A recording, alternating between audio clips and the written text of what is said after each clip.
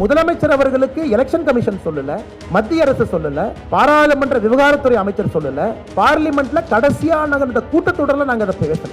யார் சொன்னாங்கன்னு சொல்லுங்க, அதற்கும் பதில் இல்லை.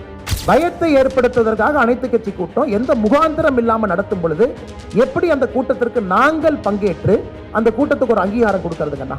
சிந்தாம செதறாம ஓட்டுகளை ஒருங்கிணைக்கக்கூடிய வேலை இருக்கு அப்படின்னு சொன்னாங்க. அதற்கான நேரம் வரும்போது இதை பத்தி நம்ம பேசுவோங்க. அனைத்து கட்சி கூட்டம் எம்பிக்களோட எண்ணிக்கை குறையாது அப்படின்னு சொல்லியிருக்கீங்க. நீங்க அதில் கலந்துட்டு அண்ணே, அனைத்து கட்சி கூட்டத்துக்கு ஒரு முகாந்திரம் இருக்கணும். நாளைக்கு முதலமைச்சர் சொல்றாரு, அனைத்து கட்சி கூட்டத்தை நான் கூட்ட போறேன் டிசம்பர்ல. ஒரு காக்காவுக்கு வந்து தமிழ்நாட்டை அப்படியே தூக்கிட்டு போற மாதிரி எனக்கு டெல்லியிலேருந்து தகவல் சொன்னாங்க. அந்த காக்கா தமிழ்நாடை தூக்கிட்டு போகாமல் இருக்கிறதுக்கு நான் ஒரு கூட்டம் நடத்துறேன், வாங்கன்னு சொன்னா போவீங்களா? அந்த மாதிரி தான் இந்த அனைத்து கட்சி கூட்டம் இருக்கு. ஒரே நாடு ஒரே தேர்தல் அனைத்து கட்சி கூட்டம், எஸ். ஜிஎஸ்டி அனைத்து கட்சி கூட்டம், நீட் அனைத்து கட்சி கூட்டம், எல்லா இடத்திலும் பாரதிய ஜனதா கட்சி சட்டமன்றத்தில் எல்லாத்தையும் நம்ம பேசியிருக்கோம். ஏன்னா அது நடைமுறையில் இருக்கக்கூடிய சட்டம் அல்லது வரப்போகுதுன்னு தெரியும். முன்னாள் ஜனாதிபதி அவர்கள் தலைமையில் நம்ம குழு போட்டுட்டோம். அப்போ தெளிவுபடுத்த வேண்டியது எங்களுடைய கடமை, ஆட்சியில் இருக்கும் நம்ம கடமை. எந்த முகாந்திரமும் இல்லாமல் எதற்காக இந்த அனைத்து கட்சி கூட்டம்? இது மக்களிடம் ஒரு பயத்தை ஏற்படுத்துவதற்காக மட்டும்தான் முதலமைச்சர் அதை கூட்டியிருக்கிறாங்க.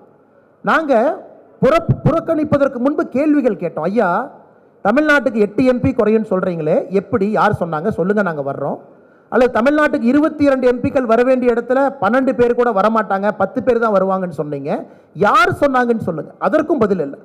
ஸோ முதலமைச்சர் அவர்களுக்கு எலெக்ஷன் கமிஷன் சொல்லல, மத்திய அரசு சொல்லல, பாராளுமன்ற விவகாரத்துறை அமைச்சர் சொல்லல, பார்லிமெண்ட்ல கடைசியா நாங்கள் இந்த கூட்டத்தொடரில் நாங்கள் அதை பேசல.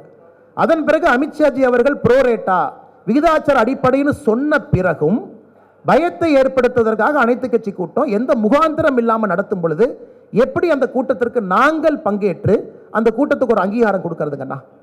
நாளைக்கு மத்திய அரசு ஒரு அறிக்கை கொடுக்குறாங்க, நாங்கள் 2026 செய்ய போகிறோம் அப்படின்னா நாங்கள் வர்றோம் அனைத்து கட்சி கூட்டத்துக்கு. ஏன்னா அது கொள்கை முடிவு, கிளாரிஃபிகேஷன் நாங்கள் கொடுக்குறோம். முதலமைச்சர் கூட்டுட்டோம், உங்களுடைய பயம் ஐயம் எல்லாம் சொல்லுங்க, நாங்கள் கிளாரிஃபை பண்ணுறோம். யாருமே சொல்லாமல் நீங்களாக ஒரு கூட்டத்தை கூட்டும் பொழுது அந்த கூட்டத்திற்கு எப்படி நாங்கள் அங்கீகாரம் கொடுக்கறதுங்கண்ணா?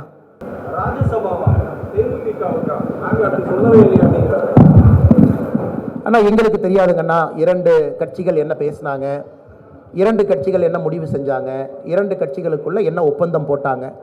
அதற்குள் பாரதிய ஜனதா கட்சி நாங்கள் போக விரும்பலை. அது எங்களுடைய ராஜ்யசபா சீட் இல்லை, நாங்கள் கொடுக்க போகிறதில்லை. அந்த கட்சிகள் அவங்களுக்குள்ள முடிவு பண்ணிக்கணுங்கண்ணா. நாங்கள் வெளியிருந்து அதை பார்க்கின்றோம் அண்ணா. கூட்டணி பாஜகவோடு இல்லைன்றதை எடப்பாடி பழனிசாமி தொடர்ந்து சொல்லிட்டு இருந்தாரு கடந்த காலங்களில். 2 நாட்களுக்கு முன்னாடி 6 மாசத்துக்கு அப்புறம் பேசிக்கலாம்னு சொல்றாரு. ஒருவேளை மறைமுகமான ஒரு கூட்டணிக்கான பேச்சுவார்த்தை ஏதாவது தொடங்கி இருக்கா?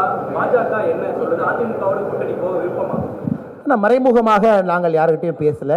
நேர்படையாக இருக்கக்கூடிய கட்சி எங்களுக்கு தேசிய ஜனநாயக கூட்டணி 2024 வலிமையான ஒரு கூட்டணி. நீங்கள் பார்த்தீங்க, நேற்று அண்ணன் டிடிவி தினகரன் அவர்கள் என்னோட ஒரு நிகழ்வில் பங்கேற்கிறாங்க பொள்ளாச்சி பகுதியில். நேற்று அவங்க அறிவிச்சாங்க 2026 எங்கள் பயணம் தேசிய ஜனநாயக கூட்டணி பாஜகவோட தான் இருக்கும். இருந்தாலும் நாளைக்கு நாங்கள் அனைத்து கட்சி கூட்டத்துக்கு போகிறோம், எங்கள் கருத்தை நாங்கள் வைக்க போகிறோம் அப்படின்னு ரொம்ப தெளிவாக கிளாரிஃபை பண்ணாங்கன்னா. எங்களை பொறுத்தவரை அதிமுக இன்னைக்கு எதிர்கட்சியாக இருக்கிறாங்க. அதை எதிர்கட்சி தலைவர் அண்ணன் எடப்பாடி பழனிசாமி அவங்க என்ன சொல்லியிருக்கிறாங்க, ஓட்டுக்களை சிந்தாம செதறாம அப்படின்னு ஒரு கருத்தை வச்சிருக்கிறாங்க. எதிர்கட்சி தலைவராக அவருடைய வாதம், சிந்தாம செதறாம ஓட்டுக்களை ஒருங்கிணைக்கக்கூடிய வேலை இருக்கு அப்படின்னு சொன்னாங்க. பாரதிய ஜனதா கட்சியை பொறுத்தவரை தேர்தல் எப்பவோ இருக்குதுங்கன்னா, தேர்தலுக்கு இன்னும் 1 வருடம் இருக்கு. கட்சி அடிப்படை வேலை பார்த்து கொண்டிருக்கின்றோம், அதிலே வேகம் எடுத்துக் கொண்டிருக்கின்றோம். கையெழுத்து இயக்கம் எல்லாமே நேரமும் காலமும் வரும்பொழுது பேசுவாங்கன்னா. தேசிய ஜனநாயக கூட்டணி எப்படி இருக்கும், இதில் எப்படிப்பட்ட தலைவர்கள் இருப்பாங்க, எந்தெந்த கட்சிகள் அங்கம் வகிப்போம், அதற்கான நேரம் வரும்பொழுது இதை பற்றி நம்ம பேசுவோங்கண்ணா.